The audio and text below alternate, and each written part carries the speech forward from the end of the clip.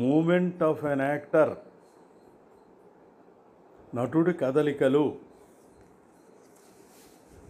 ఆ సాంకేతిక అవసరాలు, టెక్నికల్ రిక్వైర్మెంట్స్, నాటకానికి కొరియోగ్రఫీ పూర్తిగాను స్వేచ్ఛగా సజీవనటన ఇంప్రవైజేషన్ చేయటము కాదు, కానీ కొంత యాంత్రికముగా మెకానికల్గా కూడా ఉంటుంది. 2 గంటల నాటక ప్రదర్శనకు సాధారణముగా ఒక ప్రాంతము లొకేషన్, ఒక సెట్టింగ్, రవాణా సమస్య, ట్రాఫిక్ సమస్య అధికముగా కలిగిస్తుంది. స్టేజ్ మీద చాలా పాత్రలు వచ్చినప్పుడు నటులు ఏదో విధంగా తొందరగానే ప్రతిభావంతంగానే రంగస్థలం మీదకు రాగలరు, వెళ్ళగలరు. సరైన ప్రదేశాలలో దర్శకుడు నటుల కదలికలకు ఆదేశాలు ఇవ్వగలడు. నాటక ప్రతిని భాగాలుగా చేసి దర్శకుడు దృశ్య విభజన పద్ధతి లేక నటుల కదలిక పథకము, బ్లాకింగ్ మనసులో కానీ లేదా కాగితం మీద కానీ వేయవలను. నేలపటమును గ్రౌండ్ ప్లాన్ ప్రతిభావంతంగాని ఊహాత్మక పద్ధతుల్లోని ఉపయోగించుకునేటట్లు చూడాలి.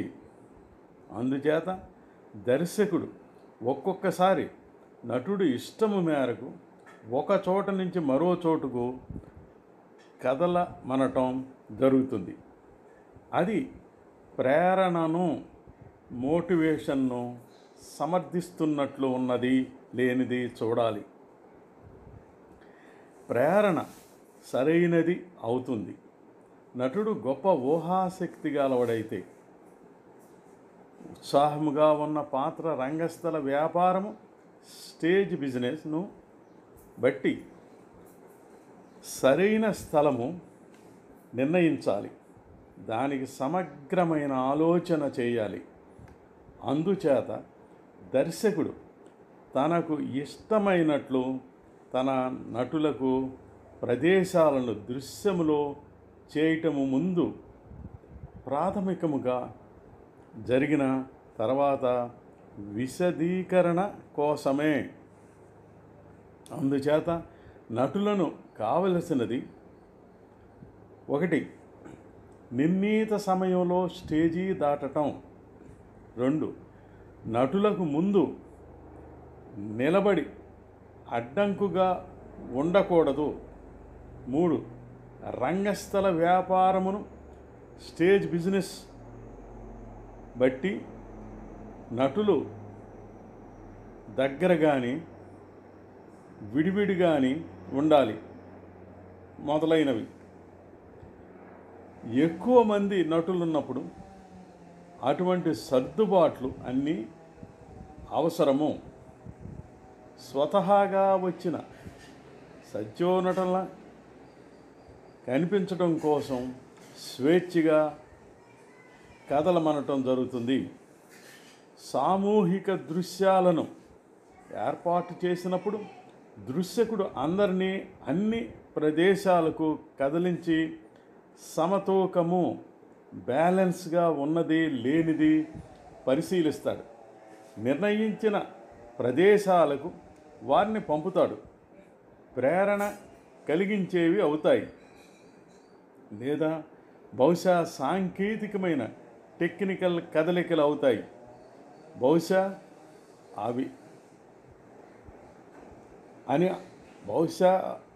అవి అనడం ఎందుచేతనంటే నటులు ప్రాథమికంగా నాటక గమనాన్ని బట్టి నిర్ణయించిన చోట్లకు చేరతారు.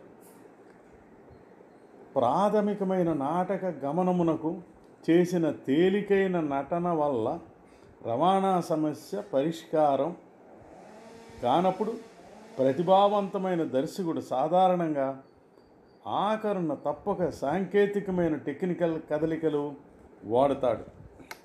నేను రచించి ప్రదర్శించిన కనరు వినరు మూర్ఖులు ప్రయోగాత్మక నాటికలో ఎక్కువ మంది ఒకేసారి దృశ్యములో ఉండటాన్ని చాలా సమర్థవంతంగా, ప్రతిభావంతంగా ట్రాఫిక్ సమస్యని పరిష్కరించడం జరిగింది.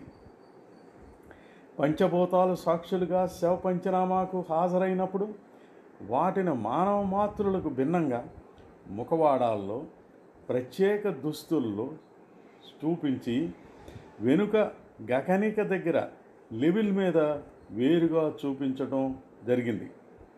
స్టేజి కుడి భాగమున లెవెల్ మీద పంచనామా నిర్వహించే సర్పంచ్ని, మధ్య లెవెల్ బెంచ్ మీద పౌరుని శవం పాత్ర, స్టేజ్ ఎడమ భాగమున లెవెల్ మీద స్కూటర్ వాలాని, ప్రత్యేకముగా కుర్చీపై డాక్టర్ పాత్ర, మధ్యలో మాట్లాడుతున్న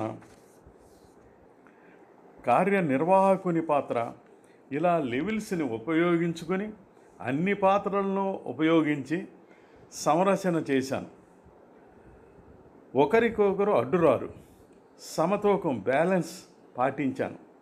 బెస్ట్ సెట్ 1 నటాలి ప్రచురణ పుస్తకంలో ఈ దృశ్యము బాగుగా వివరించబడింది.